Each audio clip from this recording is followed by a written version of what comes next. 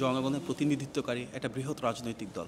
আমরা মনে করি তারুণ্যের যে আকাঙ্ক্ষা, তারুণ্যের যে উচ্ছ্বাস, তারুণ্যের যে সাহস আমরা দেখেছি জুলাই গণ অভ্যুত্থানে, বাংলাদেশের ইতিহাসের প্রতিটি পর্বে সেটিকে ধারণ করে বিএনপি চায় যে সকল শ্রেণী পেশার যেসব তরুণ রয়েছেন, যারা তারুণ্যের আইকন রয়েছেন, ওনার যে আকাঙ্ক্ষা সেটাকে যেন আমরা ভবিষ্যতে গণতান্ত্রিক বাংলাদেশে প্রতিফলন ঘটাতে পারি।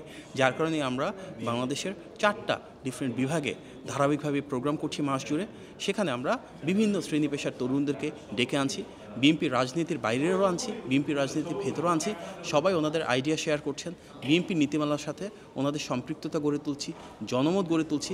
একটা আইটারেটিভ প্রসেসে এবং ডিসকাশন এবং ডায়ালগের মাধ্যমে আমরা এমন একটি বাংলাদেশ গড়ে তুলতে চাই যেখানে আমাদের যে পলিসিগুলো থাকবে ভবিষ্যৎ বাংলাদেশে, সেটির বাস্তবায়নে যেন তারুণ্যের সত্যিকার অর্থে যে অভিপ্রায়, যে ইচ্ছা, সেটার প্রতিফলন ঘটে। হঠাৎ করে না, দীর্ঘদিন ধরে আপনি যদি দেখেন ফ্যাসিবাদ বিরোধী আন্দোলনে সবচেয়ে বেশি ভূমিকা যে তারুণ্যের সংগঠনে ছিল সেটা হচ্ছে ছাত্রদল। প্রথম 16 বছরে এবং গণ অভ্যুত্থানে সবচেয়ে বেশি হামলা, মামলা, গুম খুনের শিকার হয়েছে যে সংগঠনটি তরুণদের, সেটি জাতীয়তাবাদী ছাত্রদল।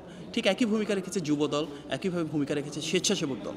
সুতরাং তরুণদের অধিকার এবং স্বাধীনতা পুনরুদ্ধারের জন্য, একটি গণতান্ত্রিক বাংলাদেশে ভোটাধিকার পুনরুদ্ধারের জন্য সবচেয়ে বেশি কাজ করেছে যে বৃহৎ 3টি সংগঠন, সেগুলো কিন্তু বিএনপিরই জাতীয়তাবাদী ছাত্রদল, যুবদল, স্বেচ্ছাসেবক দল। সুতরাং আজকের ফ্যাসিবাদ মুক্ত বাংলাদেশে আমরা এই গণসম্পৃক্ততা আরও বাড়াতে চাই।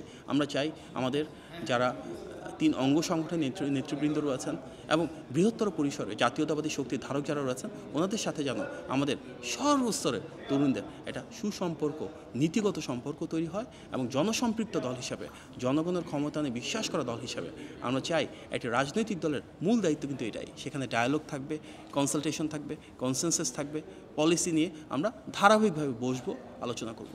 এটাই গণতন্ত্র। সমাবেশগুলোতে যদি আমরা দেখি, চট্টগ্রামে বৃহৎ সমাবেশ হয়েছে যেখানে 5 লক্ষের বেশি মানুষ হয়েছিলেন। একই জিনিস আমরা দেখেছি বগুড়াতে, আমরা দেখেছি খুলনাতে, এবং সামনে আমাদের সমাবেশ রয়েছে আগামীকালকে ঢাকাতে।